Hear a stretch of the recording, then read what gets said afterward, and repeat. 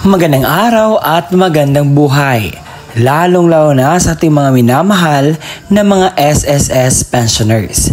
Sa araw po na ito, ibabahagi ko ang mga balita na dapat ninyong malaman sa buwan po ng Agosto. Nang sa gayon po ay mas klaro po sa inyo kung ano po ang update sa inyong SSS pension payout at iba pang bagay.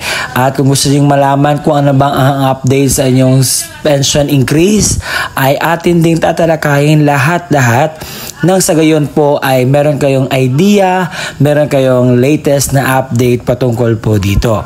Kaya naman atin itong pag-uusapan. Attention sa lahat ng mga SSS pensioners. Mga importanteng balita na dapat malaman ng mga SSS pensioners sa Agosto 2025. Buong balita ating alamin. Kung gusto mo ang ganitong content ay hayaan mong tapusin mo ang video nito hanggang sa dulo nang sa gayon makuha mo ang punto ng video kong ito.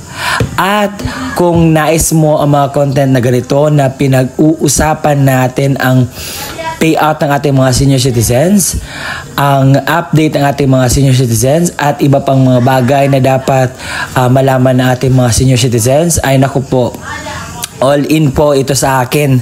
Lahat po ay aking ginagawan ng vlog nang sa gayon po ay ma-update kayo. At sa puntong ito, kung nais mo na maging updated ka sa mga videos na i-upload ko pa dito sa aking YouTube channel, ay i-bell notification mo na. At hindi ko na papatagalin pa na pag-uusapan natin ang mga importanteng balita na dapat malaman ng ating mga minamahal na mga SSS pensioners. Kaya naman, let's go, atin itong himay-himayin, bigyan natin ng buhay at para meron kayong idea sa balitang ito. Importanteng malalaman ng ating mga SSS pensioners. Nakalagay dito ang pension releasing sa batch 1 at saka batch 2. At gusto ko pong i-explain sa inyo isa-isa para man mas klaro po ano ba ang pension basis, bakit po ganito po ang pension releasing. Ating pagkuha ng base ang SSS Circular Number 2020-024. Ito ay tumutukoy sa ating mga SSS retirement, partial disability, total disability, and death or survivor pensioners. Ito po ay para sa mga nagtatanong kung kailan po ba i-credit ang kanilang pensyon sa SSS. So may number 1 dito nakita niyo sa baba. The schedule of crediting of regular monthly pension shall be as follows. May nakita kayong date of contingency.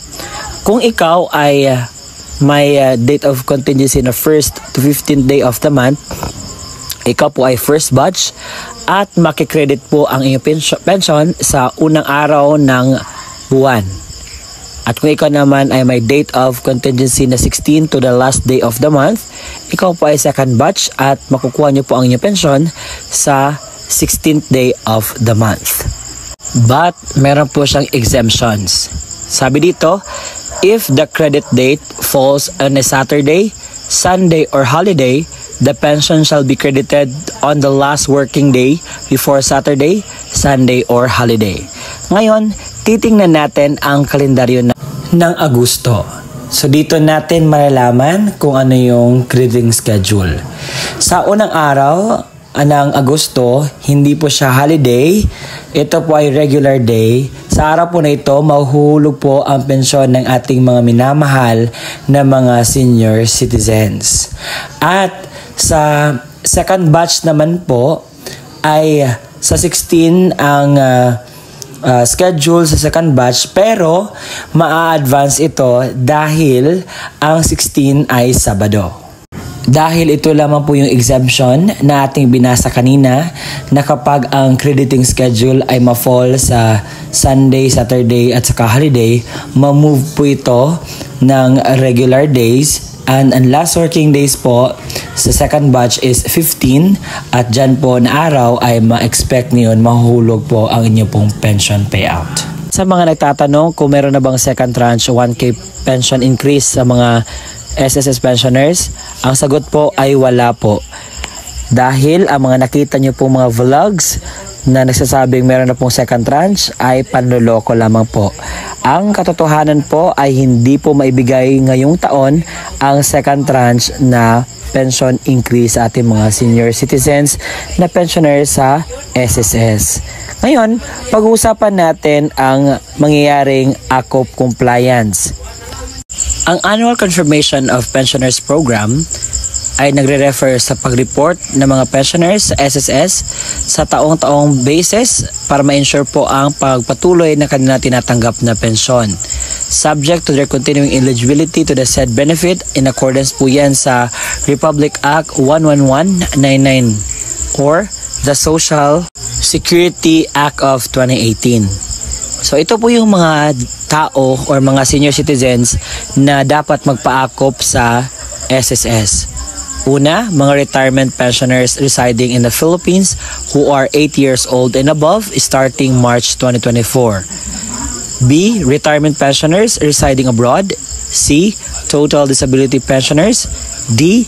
Death or survivor pensioners. And E. Dependent guardianship under dependent children under guardianship.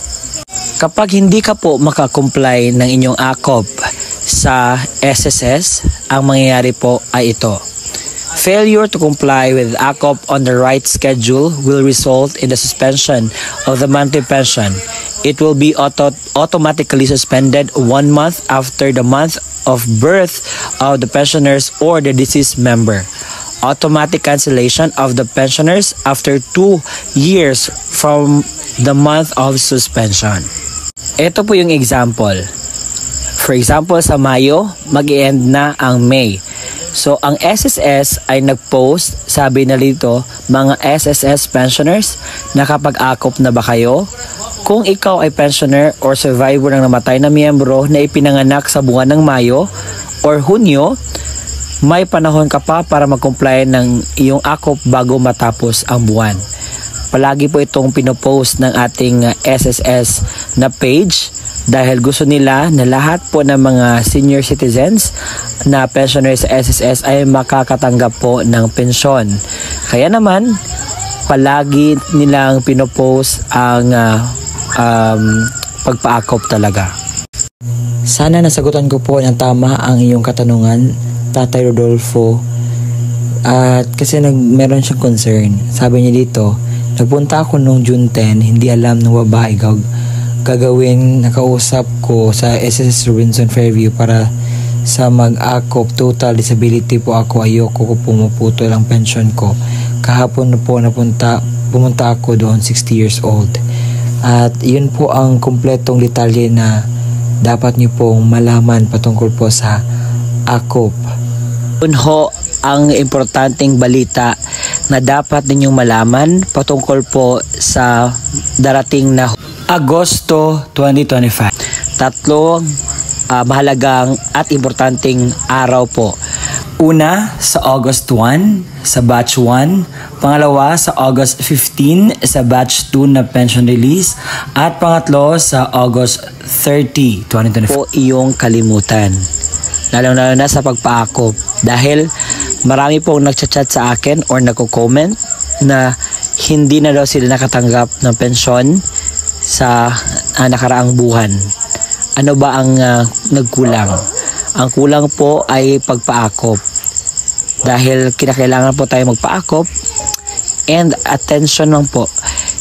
Lahat po ng mga 8 years old and above. Pero kung hindi ka 8 years old and above pero nagbe-message si SSS or nino-notify ka na SSS na magpaakop, dapat nyo pong gawin iyon. Ay para lang po iyon sa iyong kapakanan na makatanggap po kayo ng pensyon sa SSS. Kaya naman, sana'y nakatulong ako sa inyo sa maliit na paraan na ma-inform kayo patungkol sa pension or sa balita sa August 2025. Sa mga nagsasabing meron na ang second tranche, 1,000 pension increase, never pa po. Wala pa pong pension increase na mangyayari sa ngayong taon. Hindi po pwedeng mag-credit sa Sunday, Saturday, or holiday. And ayun, Sunday nakalagay si 1. Kaya naman mapaaga po ang ating bigayan sa SSS pension. Pero nakadepende po yan kasi may mga banks na delay po sila na mag-credit ng inyong mga pensyon. Kaya yun po. May mga banks naman na on time talaga, pero may mga banks talaga na medyo late patatanggap. At may magrereklamo pa, "Sir, hindi ko pa natanggap ang aking pensyon. Bakit ba sabi mo ganito ganyan?" Meron po mga delays po and pagpasensya nyo na. At dito lamang po nagtatapos ang ating content sa araw na ito. Maraming salamat po sa panonood.